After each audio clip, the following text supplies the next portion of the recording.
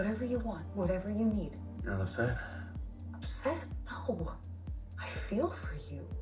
I hurt for you.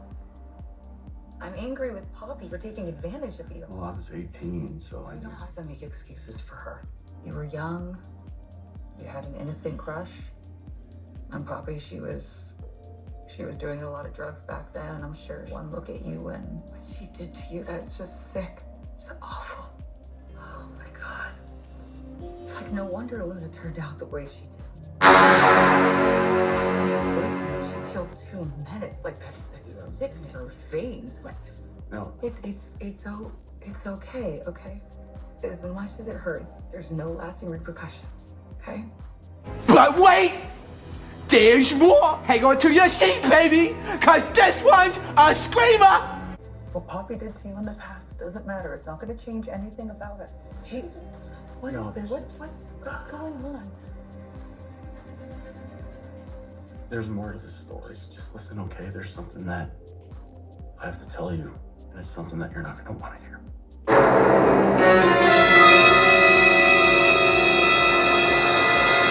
3, 2, 1.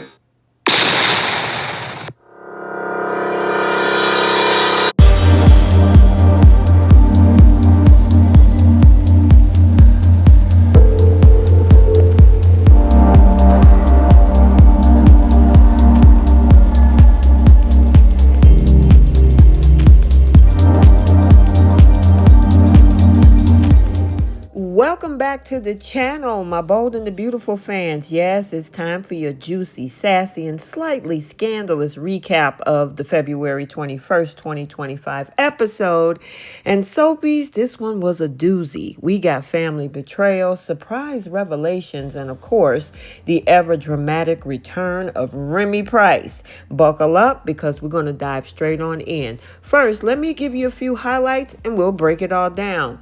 First, we have Cliff House Confessions. We have Poppy versus Lee, round 187.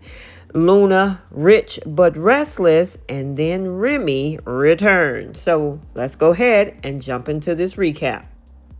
So let's start off at the hospital where we got Poppy versus Lee, round 187 at this point. So Poppy is pacing around that office like a caged animal, looking like she just walked out of a therapy session that she definitely needed but never really actually attended. Lee arrives immediately clocked that something's up. Now, Poppy insists that she's not physically sick, but let's be real. Mentally, emotionally, spiritually, the jury's still out.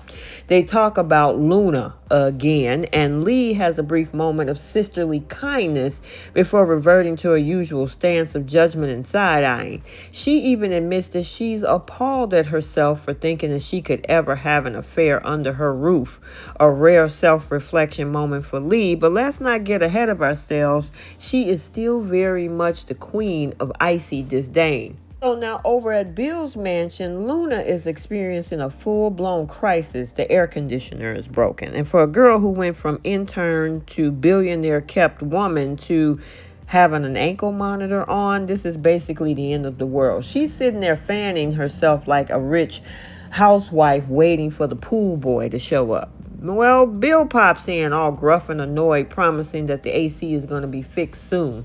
Luna shrugs it off because, let's be real, she'd rather be in that mansion than behind bars. And then out of nowhere, she started thinking about Will, Bill's son. Girl, what is going on in that head of yours? So now over at Il Giardino, Remy strolls in and asks Sheila for his old job back. Now, let's not forget this man was out here serving time for some deep fake madness, which Sheila herself described as pretty sick. But then again, Sheila's done worse, so who is she to judge? Well, Sheila being Sheila tells Remy that she'd give him a second chance. But Deacon, maybe not so much. And since Deacon is running the show, Remy probably is out of luck. That is, until Bill shows up stomping around about the heat wave and his broken AC.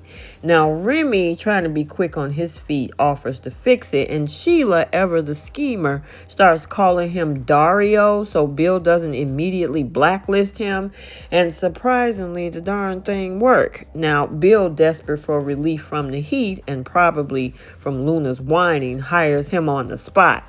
Then we cut to Bill's mansion when he storms in and hands Remy $500 for discretion and orders him to do the job and beat it. Classic Bill energy. But as soon as Bill disappears, Luna slinks out like a femme fatale in a bad noir movie and immediately starts flirting with him because, of course, she does. Remy takes one look at her and immediately recognizes her as the Forrester intern who, in his words, committed double homicide. And just like that, we have our next chaotic duo in the making. And finally, we end up at the Cliff House where Steffy is practically climbing the walls waiting for Finn to spill his quote-unquote life-changing news. But when he finally does, Soapy, she was not ready. He hesitantly reveals that this is about a woman from his past, and immediately Steffi's mind goes to some secret ex-fling because, of course, it does. But nope, it's worse. It's family. It's Poppy. And we cue Steffi's horrified reaction. Your aunt. Oh my God, your aunt? The sheer disgust is radiating off of Steffi's face. I mean, so much so it could melt steel. She immediately assumes the worst, that Poppy was strung out on something and completely took advantage of a young, naive 18-year-old fan. And to be honest, she's not so wrong, even though he tried to take accountability. This whole situation is giving major WTF energy. Steffi hugs Finn, tells him that she's so sorry, and promises that Poppy's past sins won't change things between the two of them. But Finn, bless his sweet trauma-ridden heart, warns her, yep, there's more. And honey, when a man says that, you know the next bombshell is about to obliterate everything in sight. Okay, so what? An episode. I mean, Finn's past is messier than we ever imagined. Poppy and Lee are still fighting for the title of most emotionally repressed sister. Luna's out here acting like a spoiled socialite. And Remy might have just finessed his way into something bigger than he ever expected. Let's get the conversation started down in the comment section. What do you think about Finn's revelation? Is Poppy truly unforgivable? And how long before Remy and Luna start scheming? Drop your thoughts in the comment section below. Hit that like button and don't forget to subscribe for more B&B drama. Until next time, stay bold, stay beautiful, and stay messy. 2, 1.